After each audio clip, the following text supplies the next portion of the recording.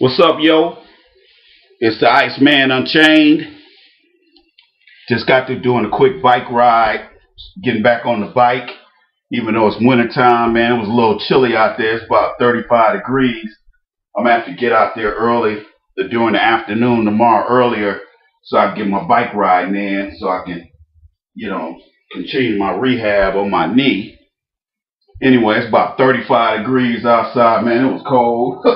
Bruh, it was cold, but I had to get my bike ride done. I had to get my thinky things done so that I can relax and take it easy for the evening. This video lecture is a long time coming. I meant to do this video months ago when this massacre happened. But I was extremely busy. I was also in the process of relocating. So, talking about what happened in Vegas and also what happened down here in Texas, that just really wasn't a priority at the time. And so, that's one of the reasons why I didn't do a video on this. But I also wanted to get information on Stephen Paddock and also get information on the whole situation, because the media, as you saw, the media didn't spend a whole lot of time on this event, and there's a reason why they did that. And I'm going to get into that during this lecture.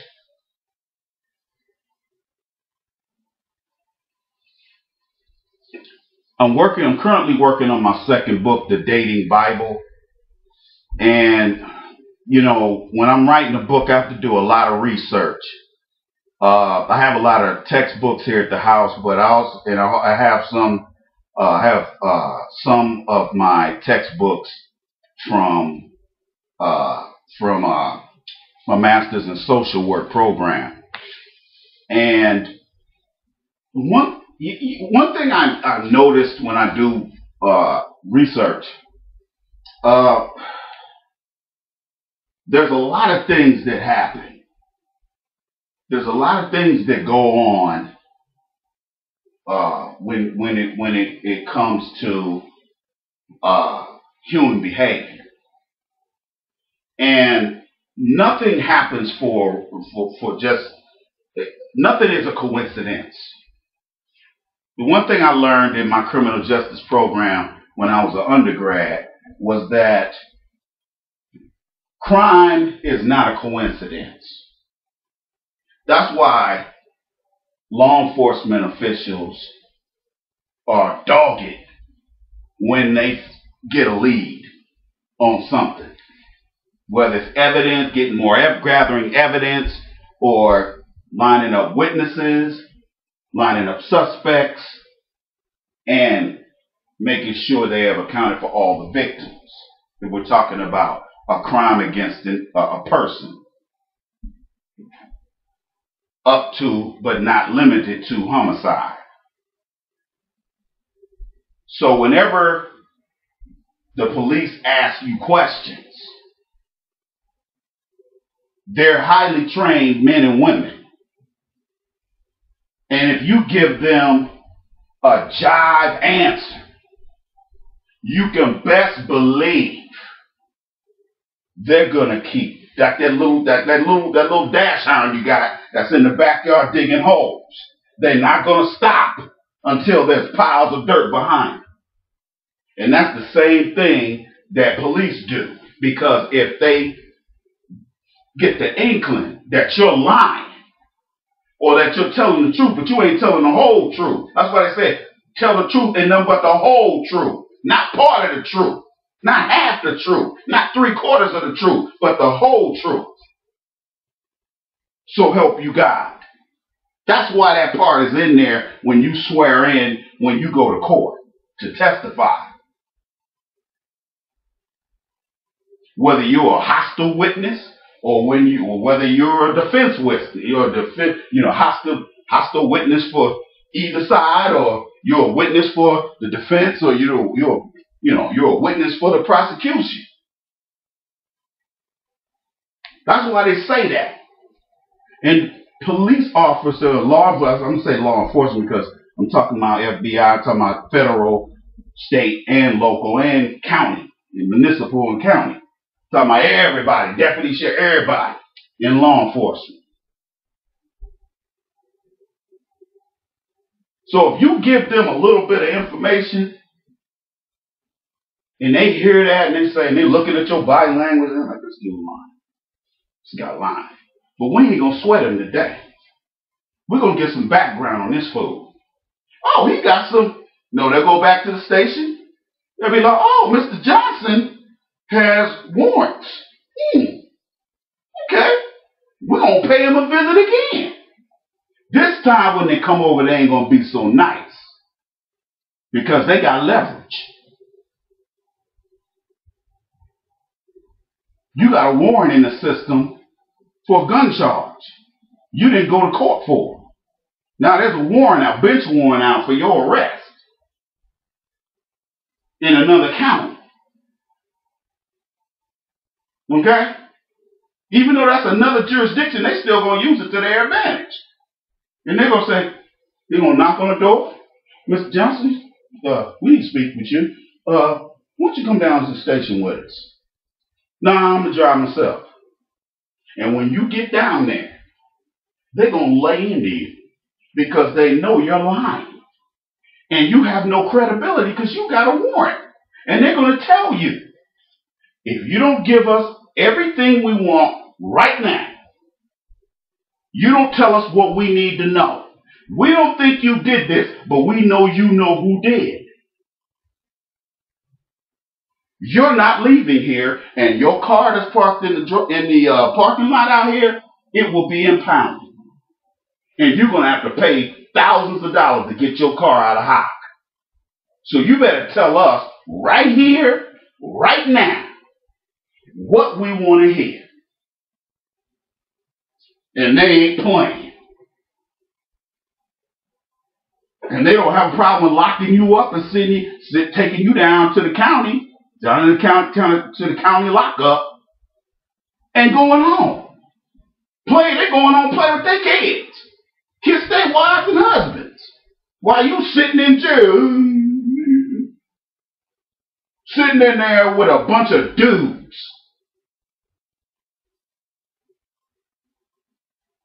Sitting on some very hard surfaces.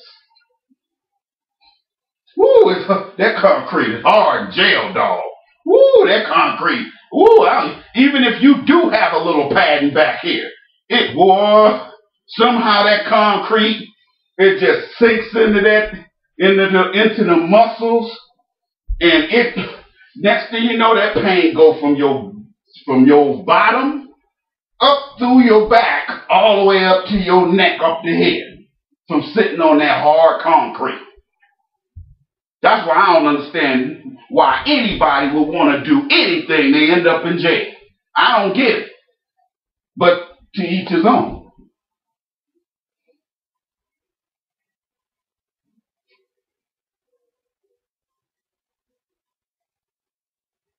In this case, this whole situation with Stephen Paddock and that massacre, that was an unprecedented event. And the media's attention, they were very careful in handling information on this guy. Oh, they were very careful, weren't they? They didn't go out, they didn't come out and say, oh, he's part of some white supremacy group. They didn't say, they didn't say that. First thing Las Vegas PD said was, he's a lone wolf. Now, how do you know that? How do you know that? How's he a lone wolf? Because he's the only one laying there dead in the room? Are you serious?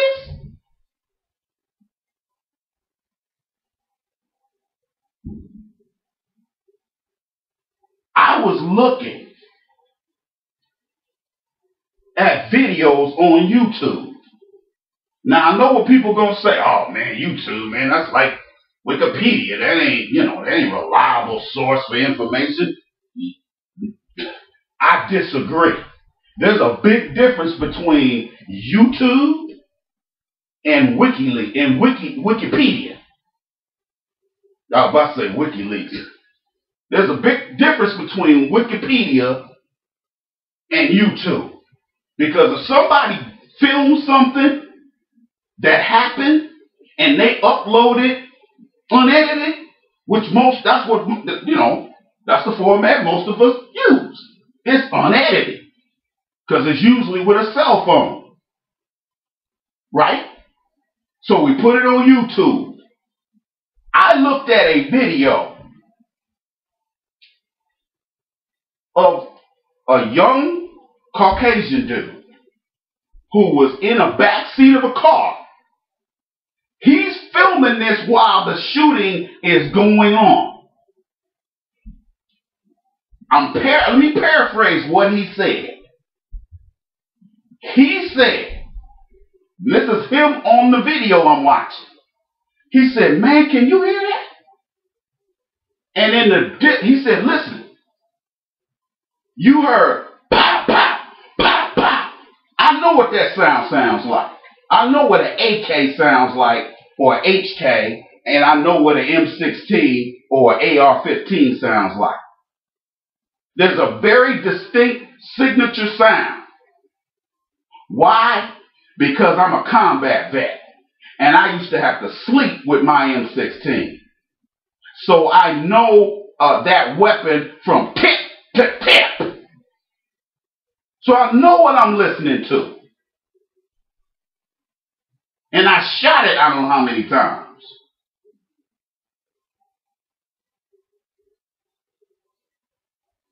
You can hear somebody shooting that sound like they were no more but maybe 100 feet away. Pow! Pow! Pow! Pow! That's what a long gun sounds like. That's what an assault gun sounds like. But there's other distinct sounds on top of those sounds. You can't hear it, but I can. And some of these gun folks in here know what I'm talking about. I guarantee there's somebody in this room know the difference between shooting a Beretta and a .38 revolver. They can tell you the difference. Am I wrong? Am I right?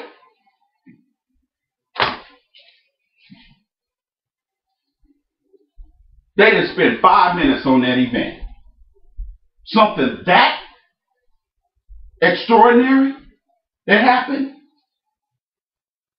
and they barely covered it a week. But back to this guy that filmed this. He said, listen to that. Pow, pow, pow. And then in the background you can hear.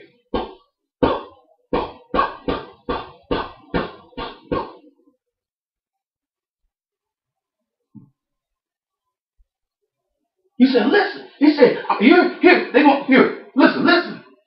This is about a 3 or 4 minute video, the first one. He said, man, there's 2 shooters. That's what the guy said. He said, man, there's 2 shooters.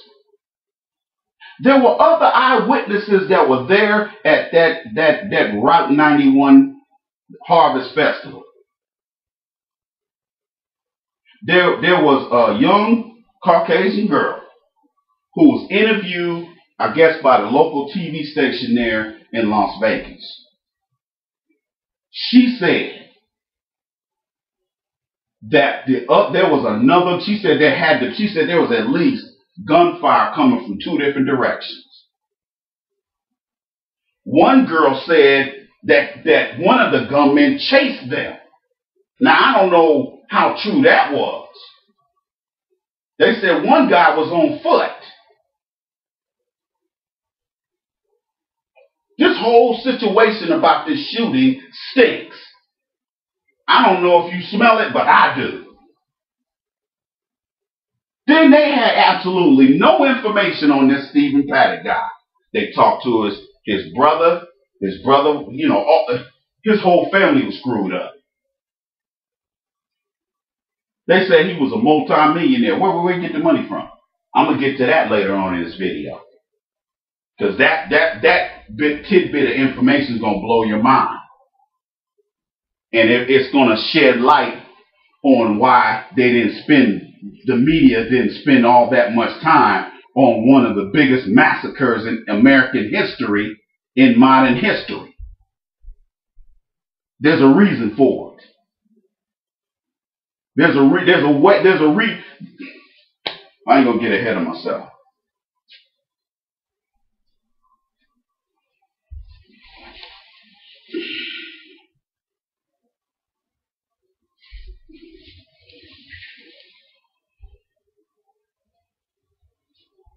Okay. They kept making a big deal. Oh, his Filipino girlfriend, he wired $100 grand to her.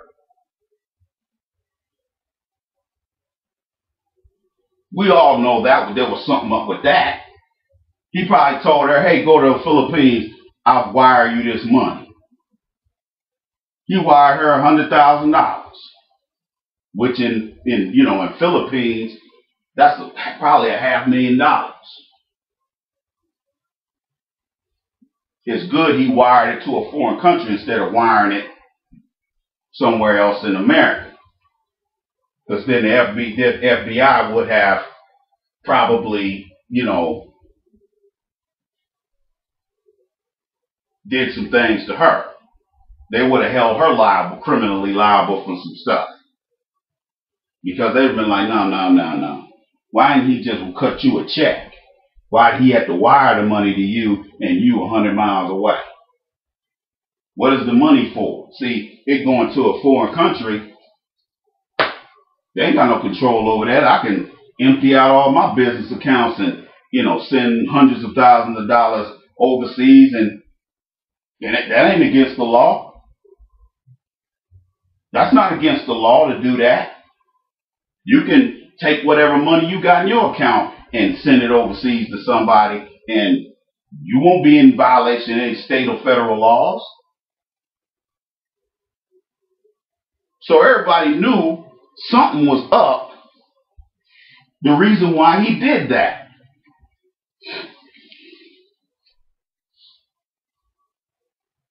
So you have to ask the question, what's the end game here?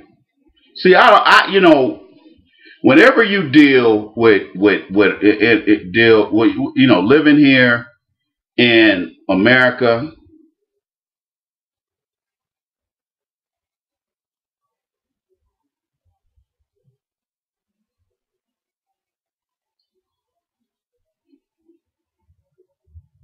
the one thing you have to understand about America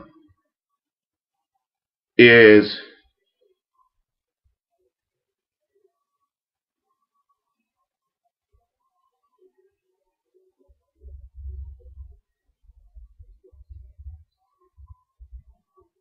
the hell.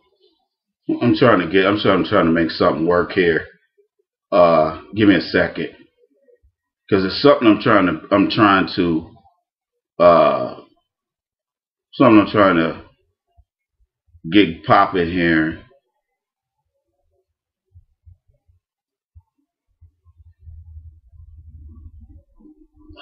Let's see, where is it?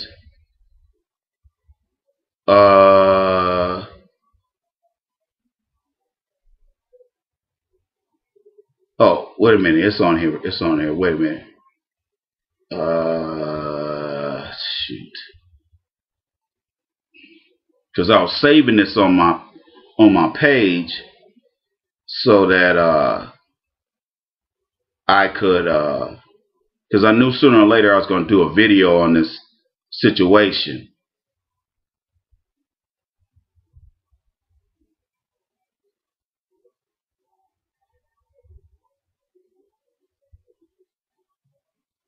Okay, here it is. I found it. There's an article that it's on a World Truth TV, and this is probably a left-leaning, independent website. but nevertheless, it's still a viable article. Okay, it says Las Vegas shooting witness who identified multiple shooters found dead. Okay, 28-year-old Kimberly Schnomel, who survived the mass shooting at the Route 91 Harvest Festival in Las Vegas, died suddenly after giving statement exposing multiple shooters. The Apple Valley resident made a public statement describing the Las Vegas attack and how they were carried out by multiple shooters firing weapons into the crowd. Her statement confirmed what many had already suspected. The official narrative that Stephen Paddock was a lone wolf shooter was false. She died a natural death 5 days after her Facebook posts giving a detailed account of her horrific experience quickly went viral. One of her posts, I'm getting ready to read it right now.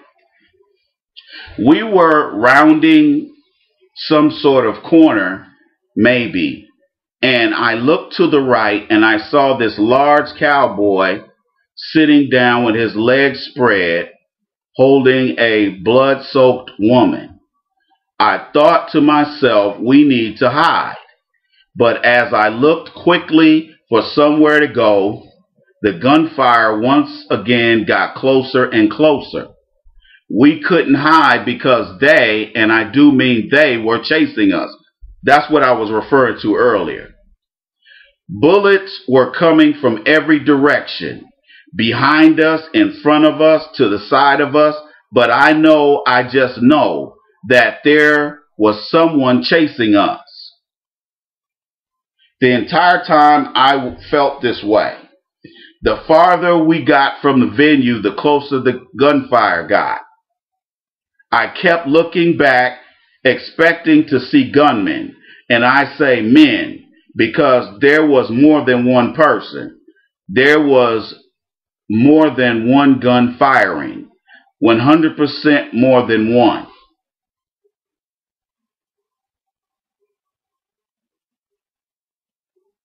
I have been watching the news nonstop since I arrived back home to my family, and it just doesn't make sense. The story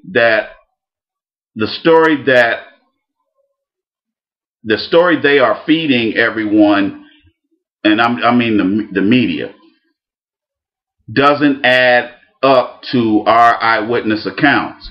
There is something wrong with what they are saying, and the evidence seems fake if you ask me.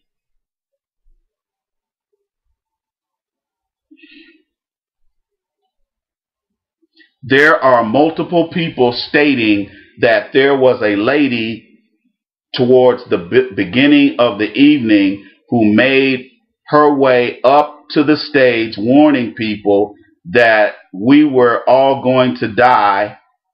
Her and her boyfriend were escorted off the premises. Why has she not been mentioned by authorities? Every single survivor I have talked to also remembers multiple shooters, and at least one from the ground. Why aren't we being taken more seriously? Tons of things don't add up. According to Seacoast Online, they got her name misspelled multiple times. Schnomel.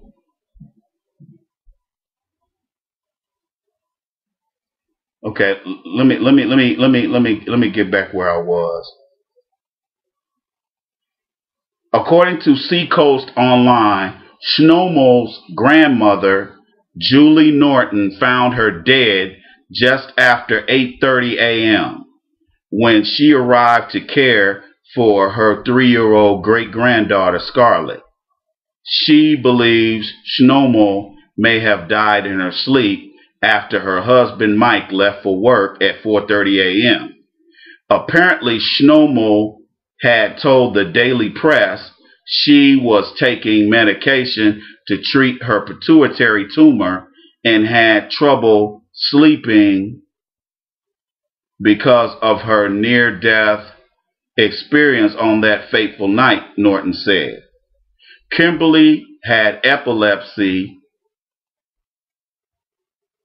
and she's always been prone to seizures. She told her friend that she recently had 3 focal seizures.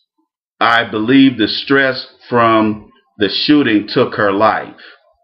Snowmo, the co-founder of the High Desert Phoenix Foundation, was found deceased just days before the Las Vegas Police Department made a significant change to their official timeline of events on the night of the mass shooting. Also, they have excerpts from her Facebook account talking about some of the things that happened.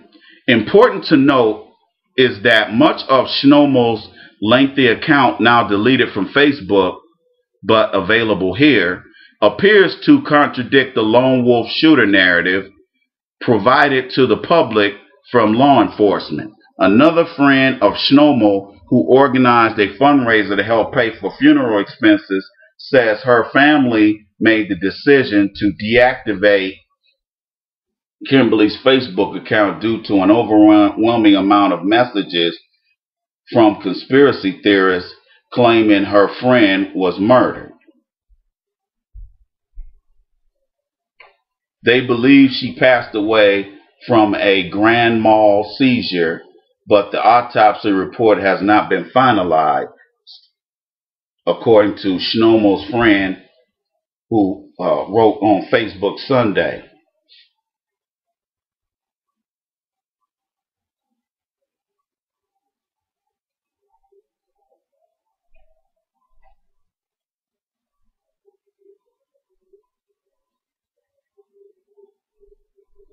Now she wrote there's oh man, she wrote a damn near a manifesto. I mean, it's a long, very long account of what happened.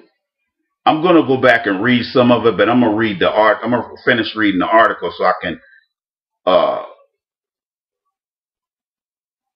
and I'm gonna go ahead and read that, and then I'm gonna go back and take some excerpts out of what she was talking about on Facebook. In comments to the Victorville Daily Press, Snowmo's grandmother, Julie Norton, told a reporter she believes Snowmo may have died in her sleep after her husband Mike left for work at 4:30 a.m. Kimberly had epilepsy. Okay, that part I already read. Norton told reporter Renee Ray de la Cruz, who personally knew Snowmo, I believe the stress from the shooting took her life. Before she met her untimely demise, Kimberly had told de la Cruz she was consumed with fear by the gruesome events she witnessed. My heart starts racing when I hear loud noises. I'm afraid because my heart keeps pounding and it won't stop. De la Cruz also reports Snowmo had been taking medication to treat a pituitary tumor. Kimberly was also a charity organizer in California and had also created the High Desert Phoenix Foundation, which helps citizens of the region pay for costs associated with tragedies. Kimberly is survived by her daughter Scarlett, 3, and husband Michael.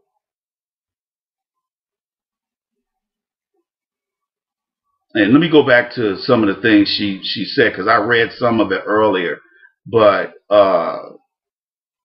I'm gonna like jump around here.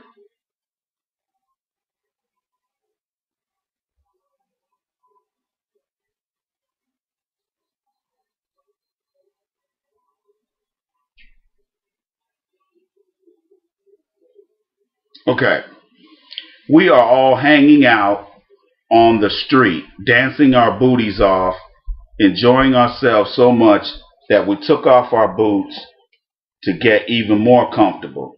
Cassie and I were on opposite sides of our little 5-person group. I was on the far right side, and I had so much room to dance that this guy who walked by, who we called Camel Man, actually said to me, "Taking up a lot of real estate there, huh?" Jokingly. After about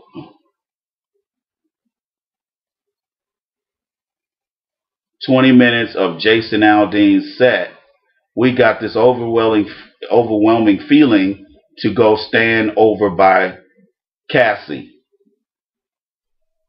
I can't tell you why, but I did. The entire time I was dancing next to her, I kept thinking to myself, why? Why don't I go back to my spacious area? There is no room to dance over there.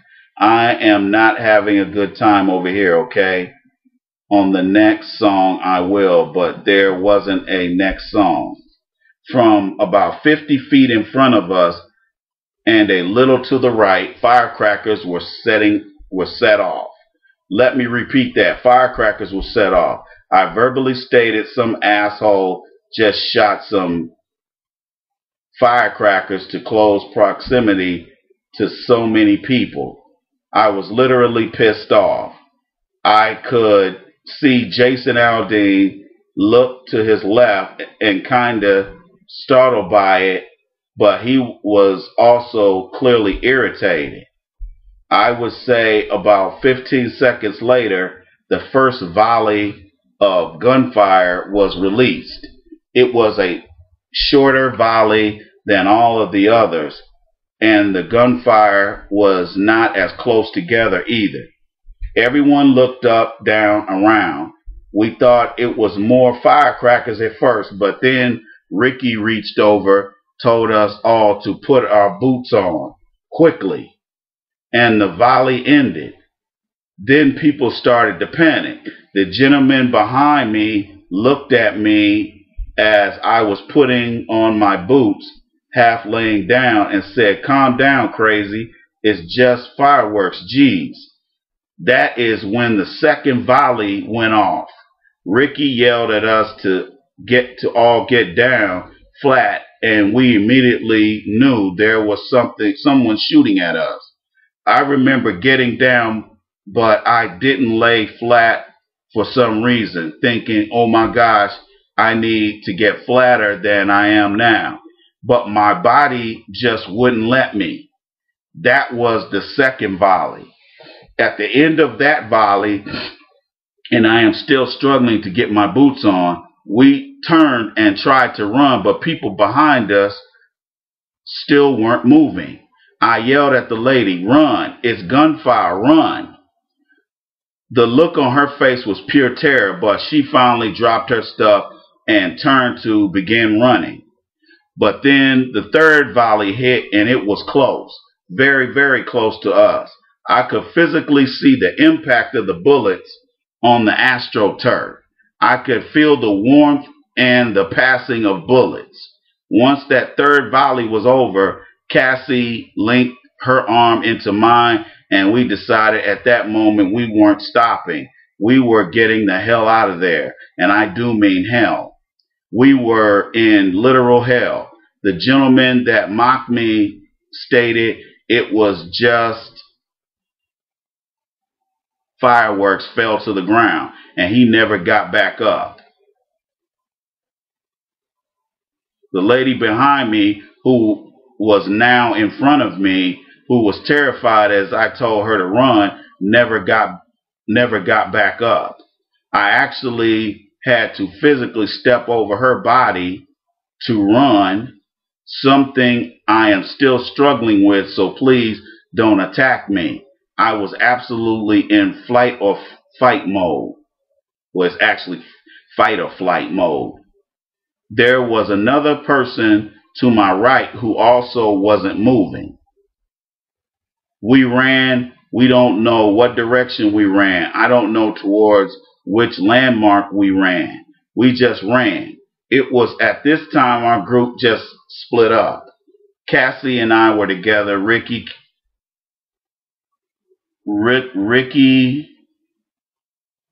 Casey, and Mindy were together. We were rounding some sort of corner maybe, and looked to the right, and I saw this large cowboy sitting down with his legs spread holding a blood-soaked woman. I thought to myself, we need to hide. Let me try to see if I can kind of fast forward here.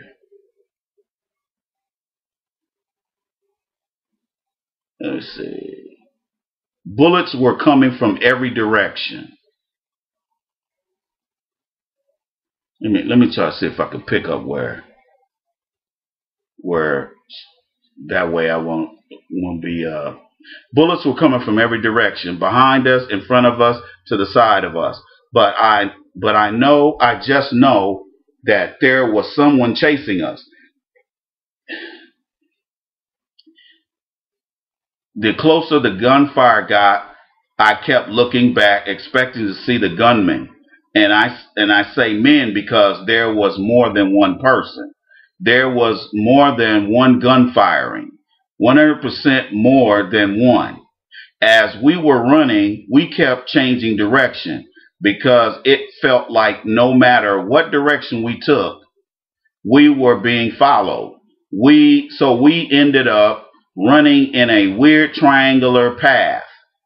The first place I remember getting to was a parking lot, and I told Cassie, who was slightly in front of me, we needed to get under one of the trucks.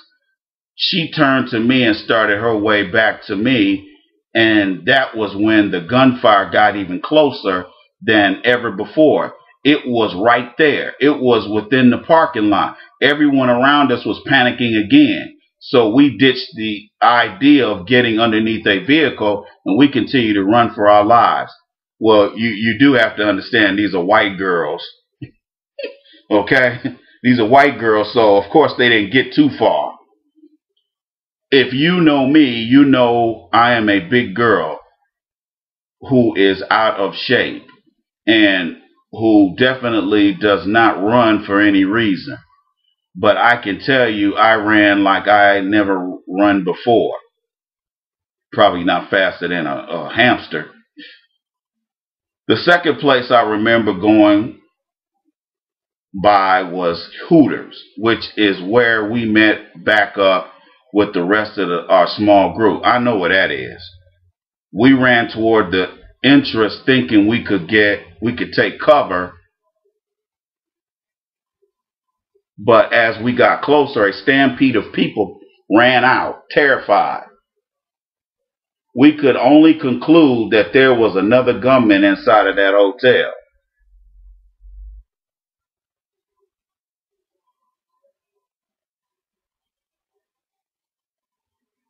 This made us even more scared. We had nowhere to go, no one to trust. At some point, we ended up at the airport and even entered the building for safety. Everyone, as we entered, were screaming at the staff, "Is it safe in here?"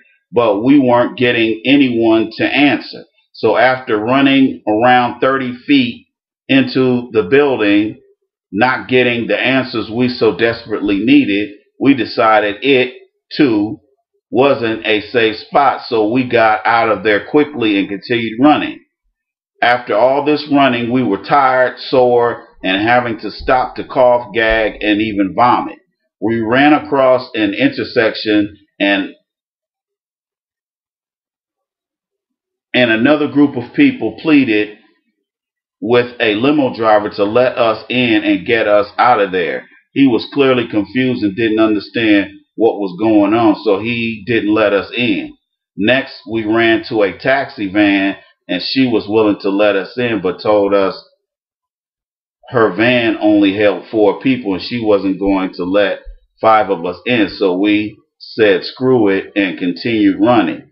At one point, we ran past a small liquor store where they so graciously gave us water bottles. We passed UNLV as well. See, they're down there by the Thomas and Mack Center, down there by UNLV's football stadium and Thomas Mack Arena. They're where they play basketball and have concerts and stuff. So I know where they're way down the street. If they're down there by UNLV, they're pretty far down. We passed UNLV as well. Some things I can't remember exactly where we were or at what time of the night they happened, but we were running along what I am guessing was Tropicana Avenue, and this dark colored sedan drives by, slows a little, and a smaller Hispanic dark-haired woman leans out of the window, and she yells something we couldn't understand in a clearly taunting manner.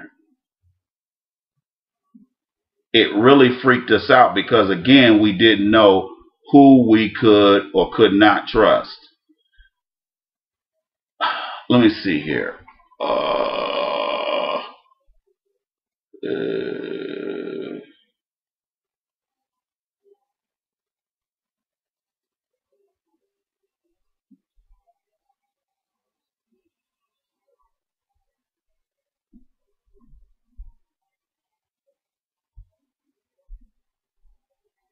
Let me see.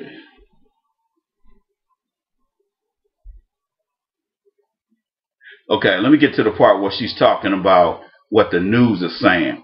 I have been watching the news nonstop since I arrived back home to my family, and it just doesn't make sense. The story that they are feeding everyone doesn't add up to our eyewitness accounts. There is something wrong with what they are saying, and the evidence seems fake if you ask me. There are multiple people stating that there was a lady towards the beginning of the evening who made her way up to the stage warning people that we were all going to die. Her and her boyfriend were escorted off the premises. Why has she not been mentioned by authorities? Every single survivor I have talked to also remembers multiple shooters, and at least one from the ground. Why aren't we being taken more seriously? Tons of things don't add up. I know I am forgetting a bunch of what happened, and I will edit this post to include it as I remember. Let's see. I left the Route 91 festival completely unharmed physically, besides some scrapes and super sore bones and muscles. Mentally, however, is a different story. I do okay during the day, but as soon as nightfall hits, I get super scared and anxious. I am even typing this with butterflies in my stomach and a racing heart. I can no longer be in any public place where there is large crowds, at places like concerts, festivals, theme parks, and zoos, etc. I can no longer trust anyone around me. I can no longer close my eyes without seeing those bodies and hearing the sound of gunfire. I am ruined, as are thousands upon thousands of people. We were given wristbands to wear for the 3-day event. I can't seem to take mine off. We went to Las Vegas for a super fun, down-to-earth country concert featuring our favorite artists. We left scared, scarred, traumatized, and broken. And for that, we demand answers. Then it shows a picture of her and her. Let me just say, some very basic looking white girls. I know what you're gonna say. That ain't got nothing to do with it. What that got to do with the story? I'm just commenting on these pics. Okay, I'm just commenting on these damn pics. But as you can see,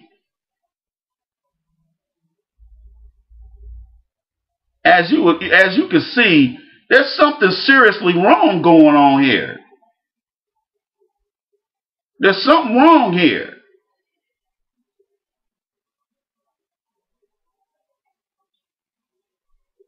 I mean, come on here, man. Really? Really, people? Something is wrong. Something's wrong. And these people are not telling the truth. They're not telling the truth.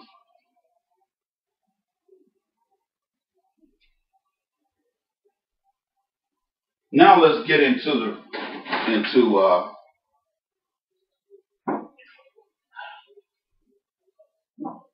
me get a little water in me.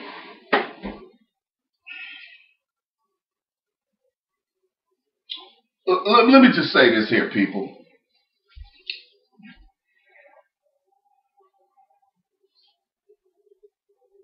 More information started coming out. Still wasn't the kind of information I was looking for, but it was information nonetheless. After this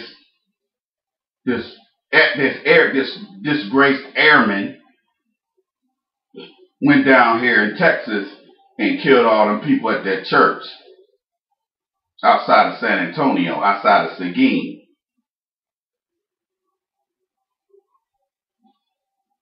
Went down there and killed 26 people. I don't think it was no more than 2 or 3 weeks apart between what happened with this October 1st, this Las Vegas situation. Was it a month later that this guy shut up their church? It wasn't that long after that. And one thing I noticed, one thing I heard,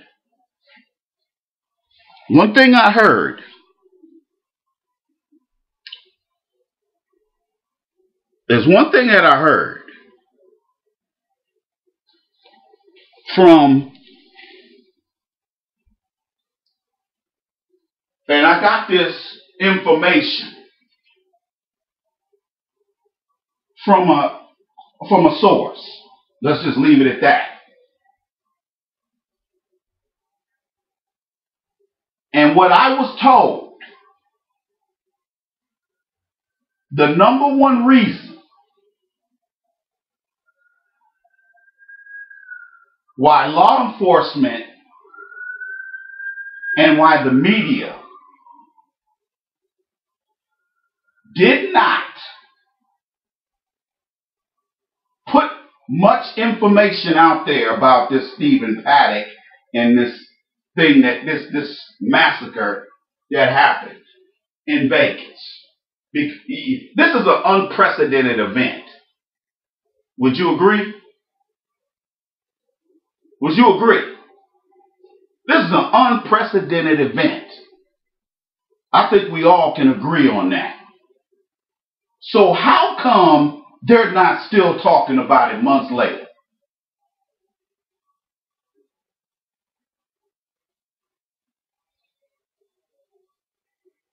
But yet, you can turn on MSNBC or Fox News or any of these other sorry excuse for news networks,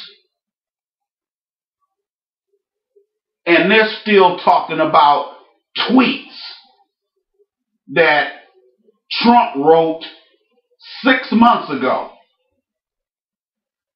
And they will sit there with all the talking heads and all the pundits and all the experts, and they'll sit there and they'll pontificate and bloviate for a whole hour talking about absolutely nothing.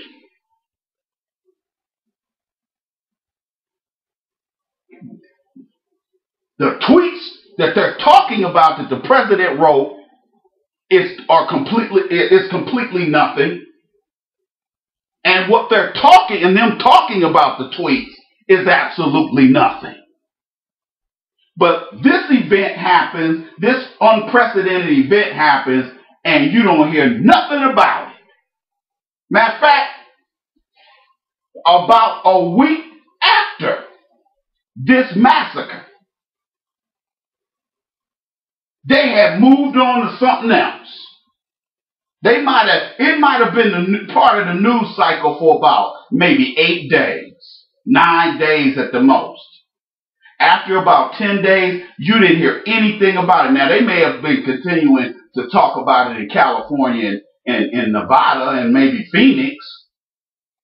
Because, you know, Las Vegas ain't no more than about, 100-some miles from Phoenix. Phoenix people drive up to Vegas all the time. That ain't, what is it, 120 miles? So that ain't nothing. Now that ride up 93 ain't no joke. So once you get past Hoover Dam, that's nothing. You got about 60 miles and you in Vegas.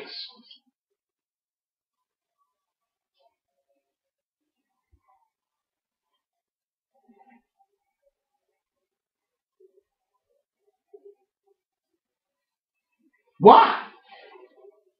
The operative word is why.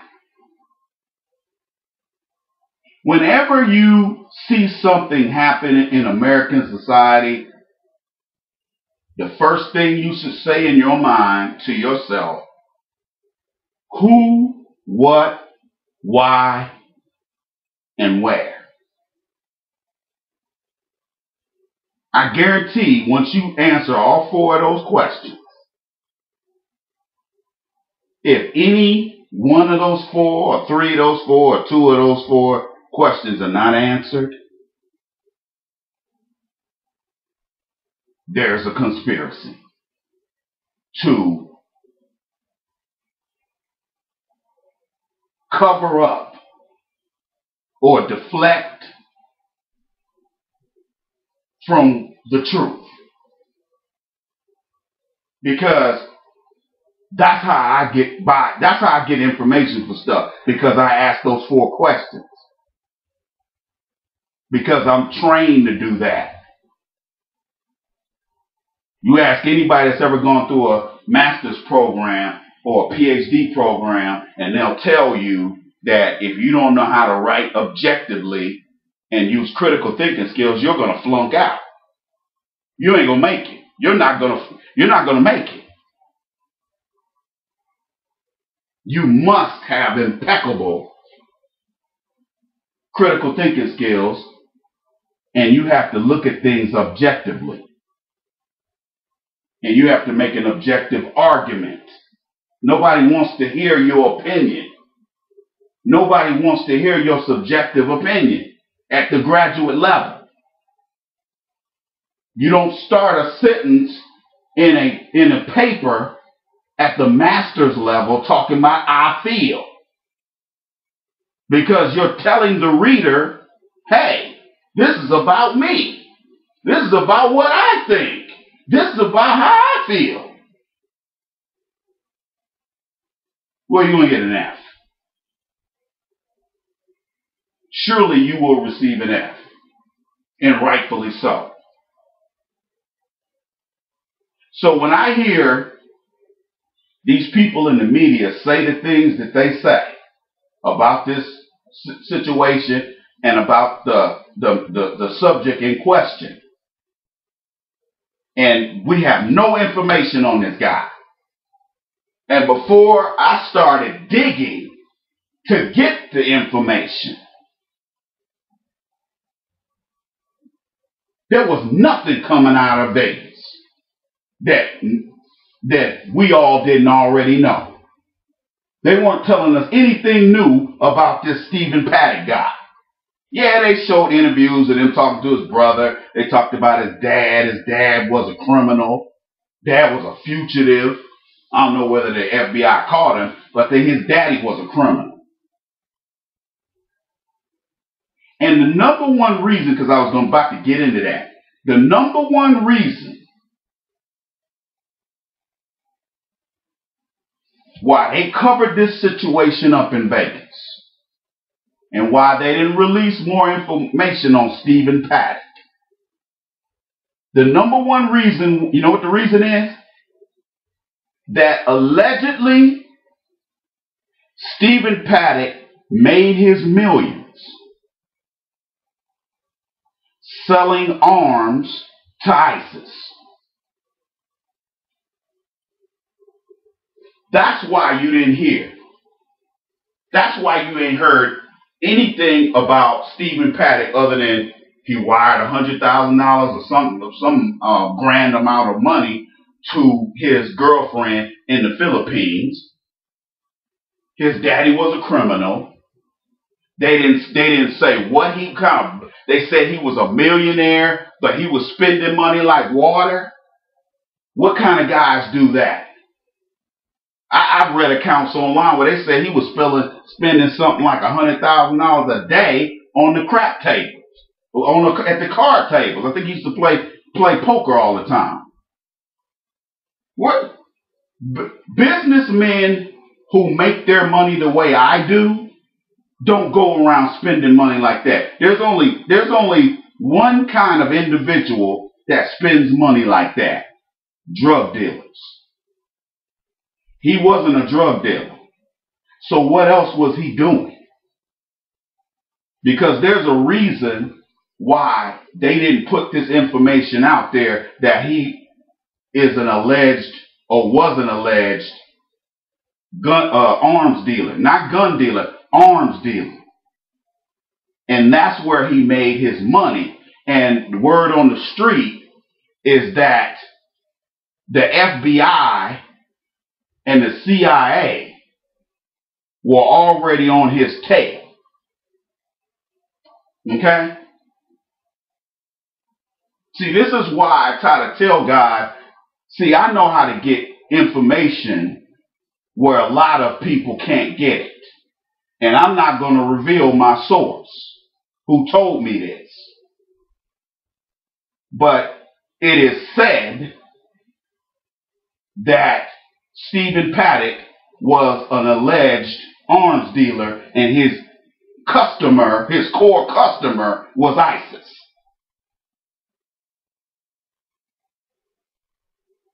And the CIA usually goes after these guys if they're selling guns to the wrong people.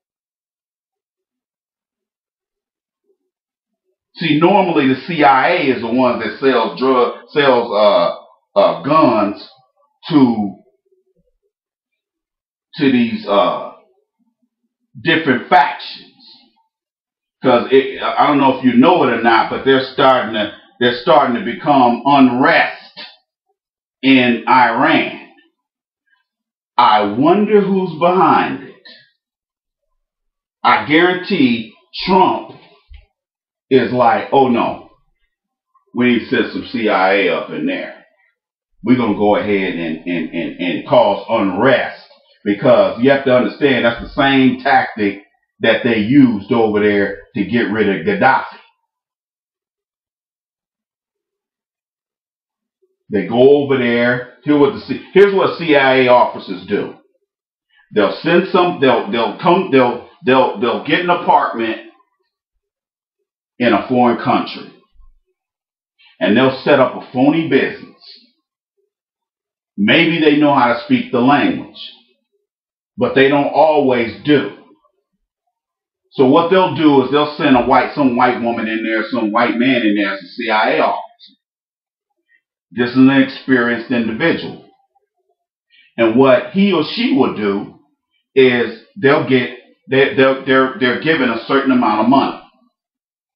And what they do is they find a weak spot.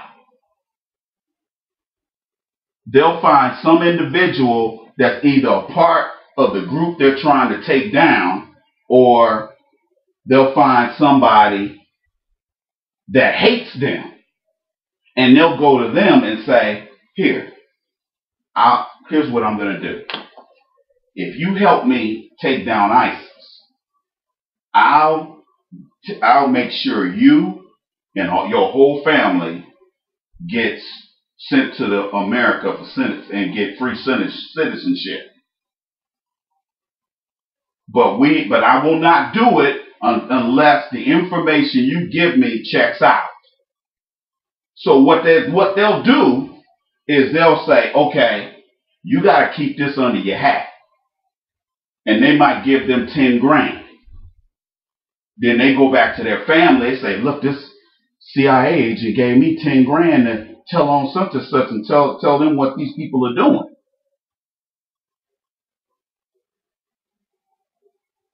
And then they'll come back and snitch to the CIA officer. Sometimes if they have agents who are good enough, they'll have them infiltrate whatever group. That's what's happened here in the United States with the Nation of Islam. Nation of Islam, they got CIA agents up in there. They got FBI agents up in there.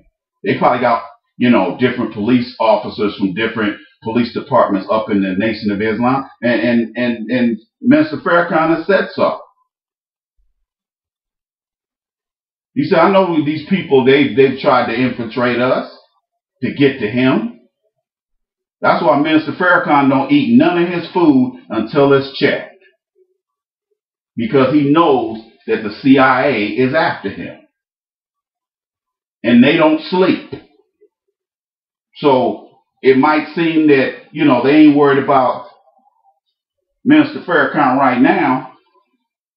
And if he decides that he wants to let his guard down, guess what will happen? Next thing you know, you'll be reading the newspaper and it'll be Minister Farrakhan, got hold to some bad toothpaste. Or he ate a bad shrimp scampi. Somebody had it tainted with something. I guarantee the individual that did that will disappear. Okay? He will disappear. Because the Nation of Islam, they handle their business internally. Okay? They don't play that.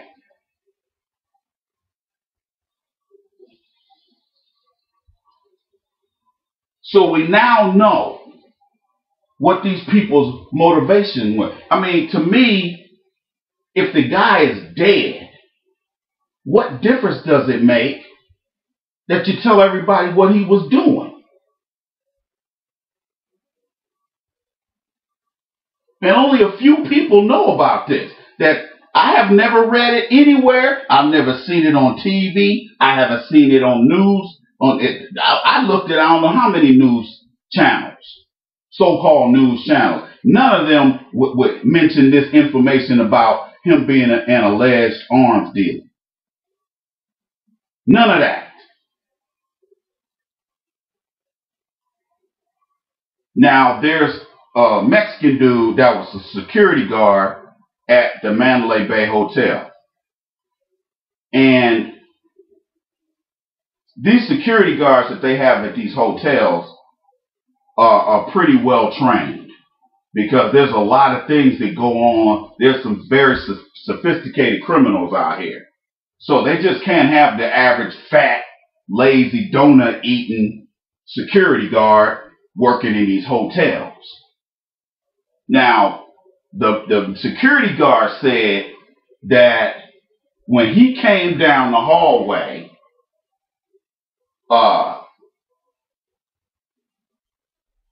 he said he knocked on the door and Stephen Paddock started shooting through the door.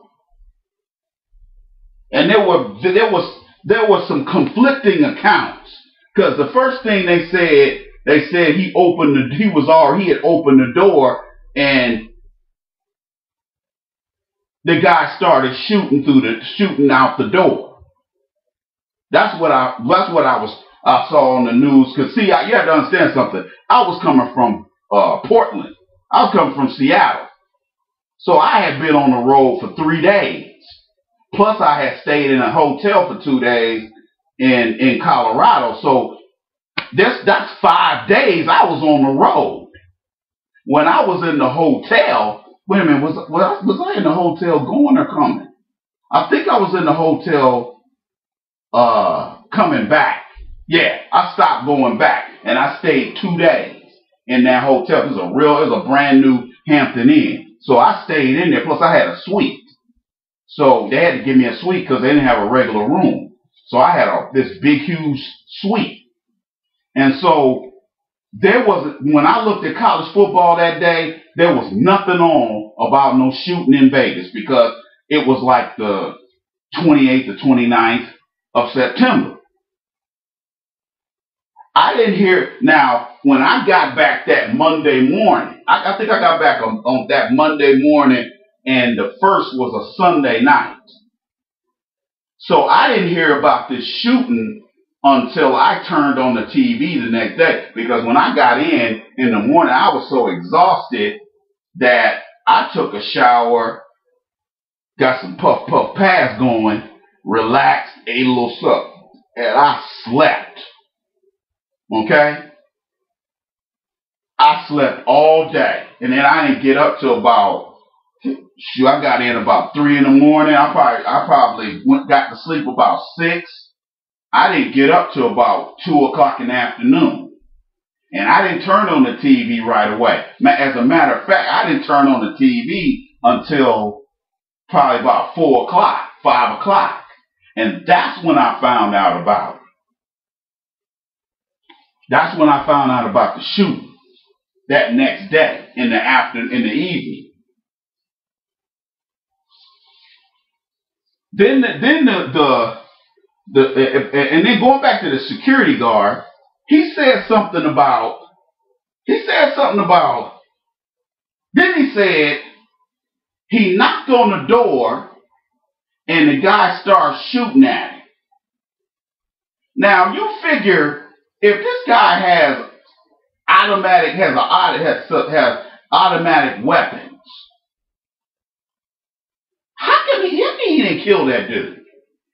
Because didn't he only wound that guy a little bit? He only got a couple of, the bullets might have grazed him or something like that. He didn't get gravely injured.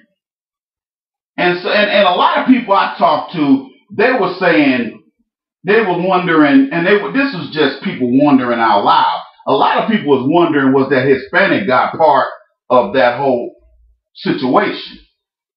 Because he gave 2 different accounts. He said he shot the first account, he said he opened the door and started shooting out. Then he said he started shooting down the hall or something like that at him. And then another time he said the guy shot him through the door. That's the last account that they claim he gave. So as you can see, there's inconsistencies there in a situation that was very consistent. And you have to ask yourself, if things don't make sense, then they're not true. It's just like the World Trade Center. At any given day, they could have a maximum of 20,000 people in both towers. In each tower, excuse me. But for some reason, an email goes out right on September the 10th, before September 11th, telling people to call in sick. And only about maybe 2,000 people were in one tower, and maybe 1,500 was in, maybe another 3,000 was in the other. And a good number of people got out the building. How come those buildings weren't full to capacity with people?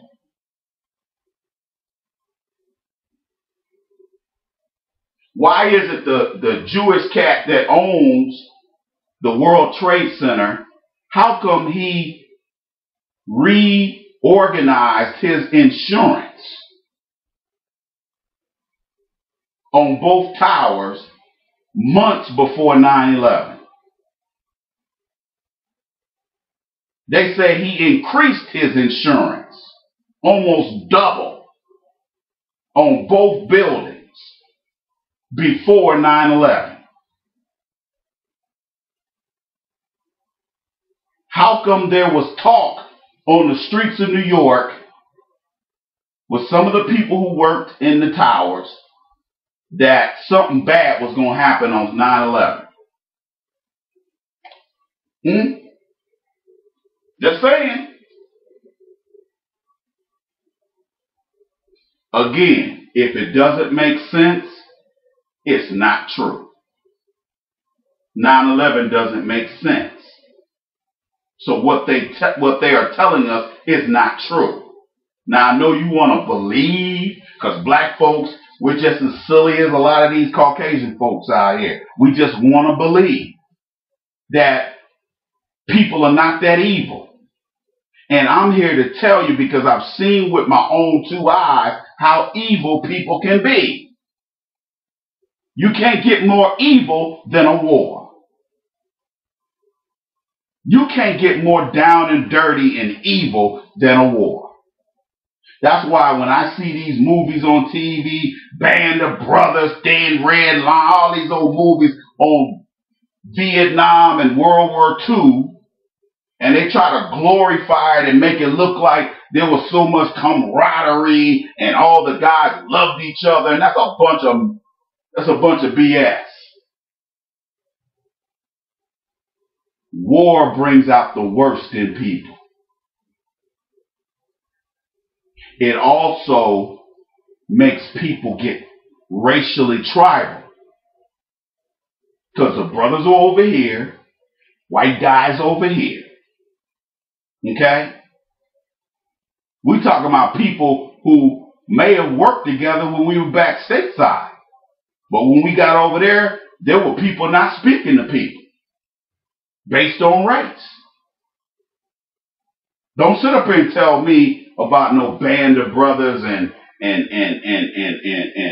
Saving Private Ryan. I don't want to hear none of that garbage. War does not work like that. War doesn't bring people together. It tears apart people who really weren't together in the first place. But this Stephen Paddock guy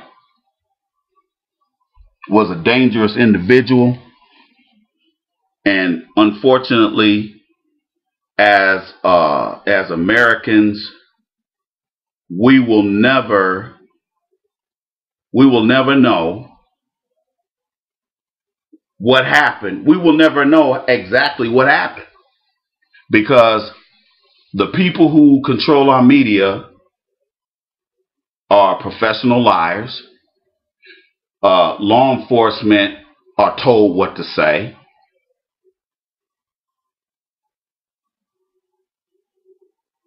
They're told what to say.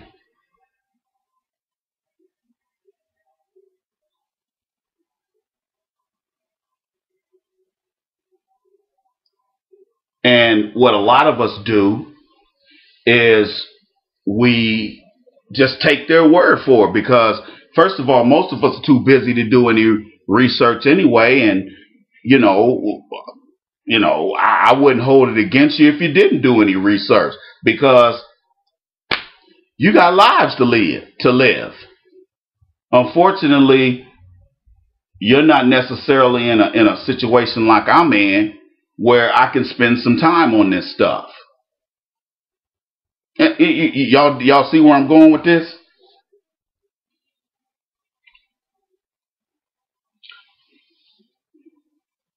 So we have to be diligent in finding out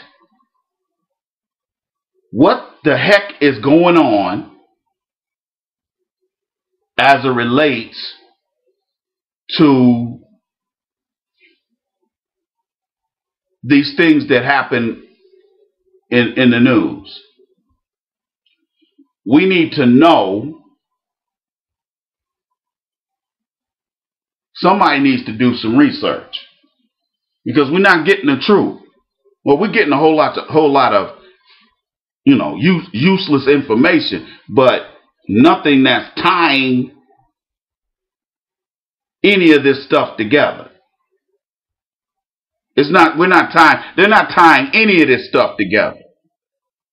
And they're hoping you just say, oh, the hell with it, we don't need to know. Just like with 9/11. How many people are actually doing the due diligence that it takes to find out exactly what really went on? Not very many people. And one thing we do notice is that the people who do give us objective information about 9/11, they quickly discredit those people. Oh, that guy got fired from his engineering job at such and such company. You can't believe nothing that guy says. And I'm just like, come on, man. Just because somebody got fired don't mean they ain't got no credibility.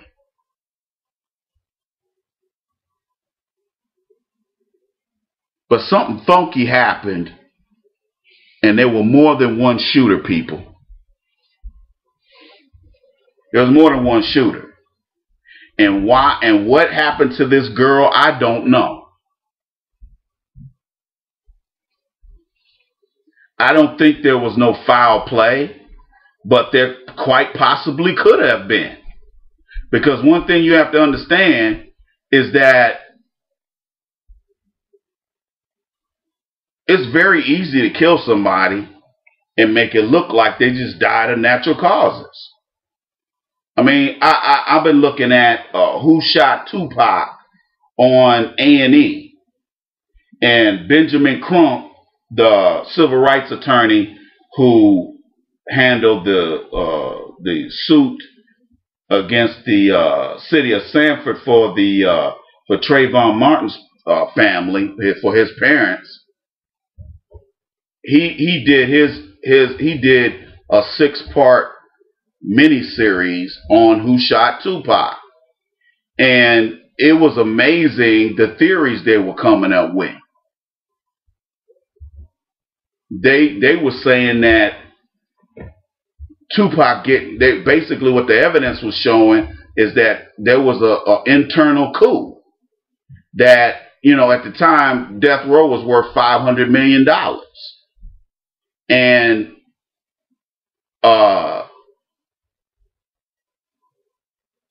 And that they were trying to kill, that they think they were that the shooters were trying to kill Suge because they wanted to take over death row. And then the final theory, and I gotta finish it when I get done with this video, but the final theory is that some guys who were disgruntled, who had their music, they alleged their music was stolen allegedly by Tupac. That's why they killed Tupac, because he allegedly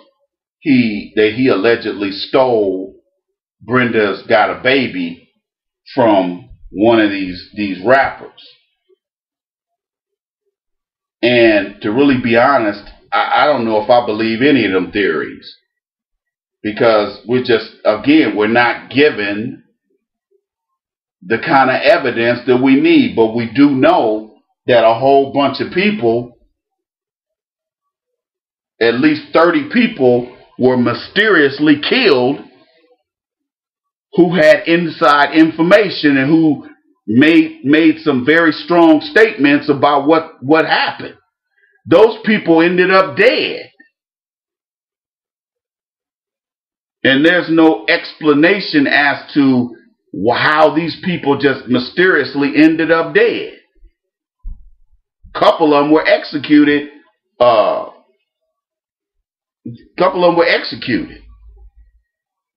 So again, people, we have to be real careful. We have to be diligent, and we have to not believe something just because they said it on MSNBC or the 6 o'clock news, because these people are not here to give you the truth. They're just there to tell you a bunch of nonsense, hoping you'll just hear the nonsense and be satisfied with it. I'm not one of those people. If I want the truth, I'm going to dig until I get it. That's just me. I can't speak for you. But this whole situation stinks. And it stinks to the point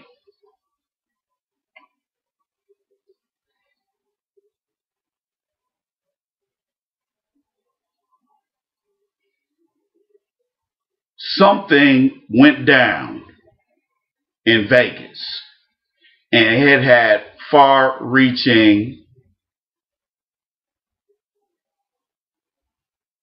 implications. Also want to add,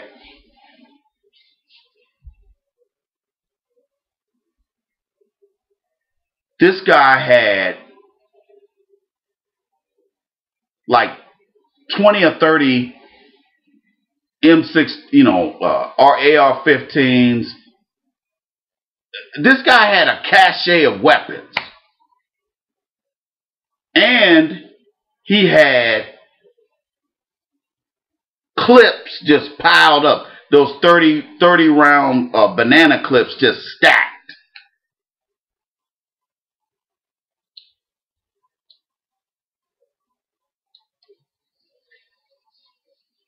We haven't seen any footage from the hotel security system showing this guy going in and out his room. The way on 60 Minutes, when they showed his room and they showed him laying on the floor dead, how did he get all of those weapons into that room by itself?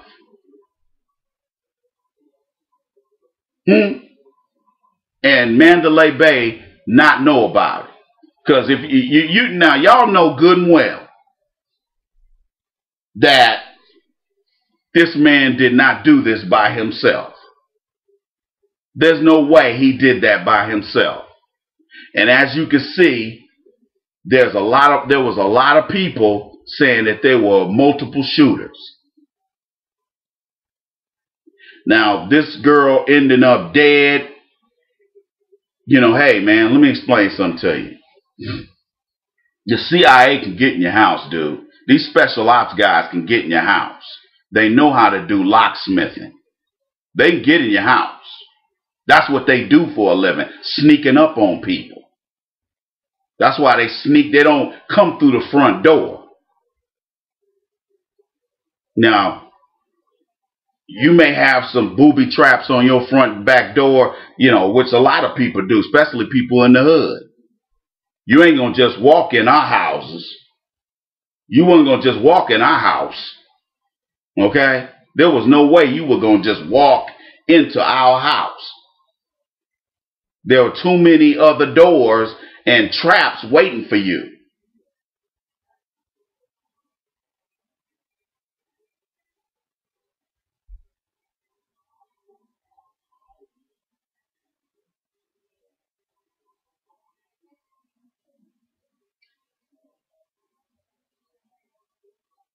How did he get all those weapons into that room? You need to ask that. Who helped him? Who was the guy that was on the who was on the ground shooting? Who was and they said that gunfire, even some of the people said that there were gunfire coming out of more than one window. And that they said the police was chasing a guy. They were trying to find these other shooters. And then they're going to get up on national worldwide TV and lie and say they were only looking at one shooter. But people who were there on the ground said that the police were going after a guy. Because it's easy for those guys to just blend into that festival. Or just blend in with the rest of the people in the hotel. And you have to understand, people like Stephen Paddock, they don't have a problem with dying. They ain't got a problem with dying.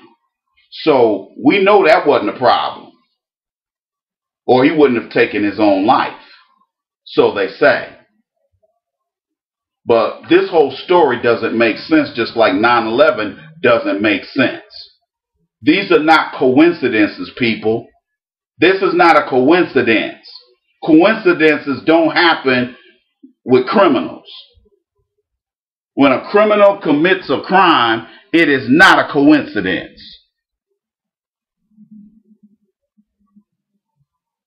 So whenever you see a crime happen, and you'll be like, well, this is not that important. But you see law enforcement out there treating this case or cases like it or other cases with care. They're doing that for a reason, because they see something you don't see. They heard something you didn't hear. And now they're going after that lead to see if it leads somewhere. That's why if you commit crime in America, it's only a matter of time before they catch you. That's why when I look at the ID channel and I see these people killing people, and then they just stay right there in that same town, living and going to work every day like nothing's nobody's business, I be saying to myself, what a dummy. If I was going to kill somebody, and I know there's a possibility of me getting caught, you can best believe I'm going to be sitting in some non-extradition country sipping on a drink. I'm going to be sipping on a drink or puffing on something. Because I'm going to be like, I can't get extradited. Sorry, can't help you.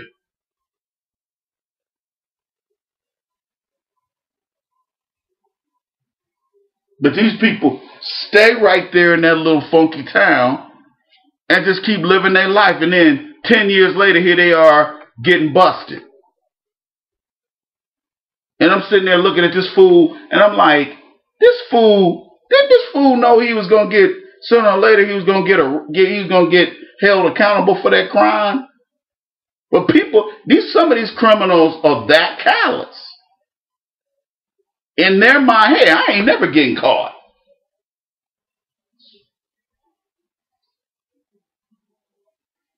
Because DNA, you can have a case that's 80 years old, and with DNA, you can damn near solve it. The only problem is, can you, are there going to be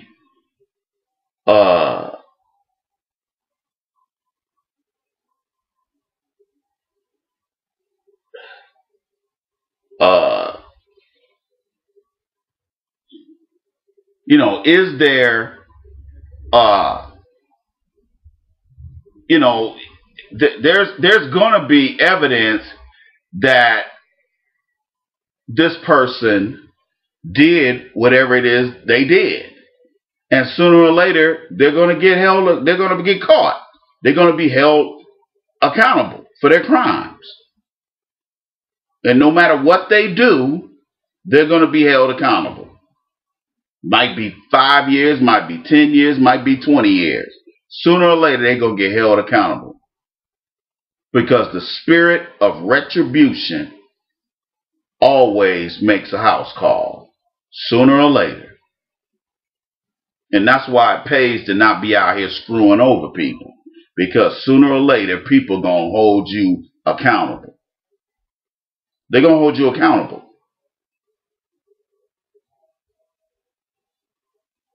You're going to get dealt with mightily. You tuned into the Iceman Unchained.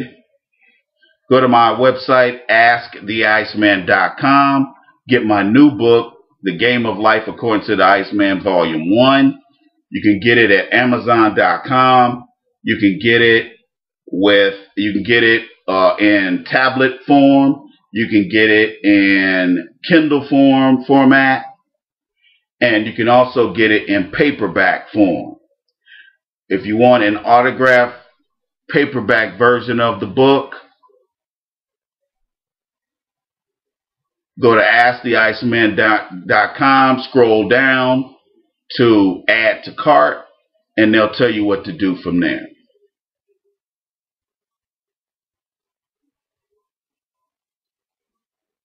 Also, if you want to nominate a topic for the Iceman show, you can do so and then go to asktheiceman.com, scroll down to donate, hit the donate button, and donate at least $25 to $30 to my nonprofit. And within a week, I will do your topic on the show. We'll talk about your topic on the show. You're tuned in to the Iceman Show. I'm your host, the Iceman. Holler at your boy.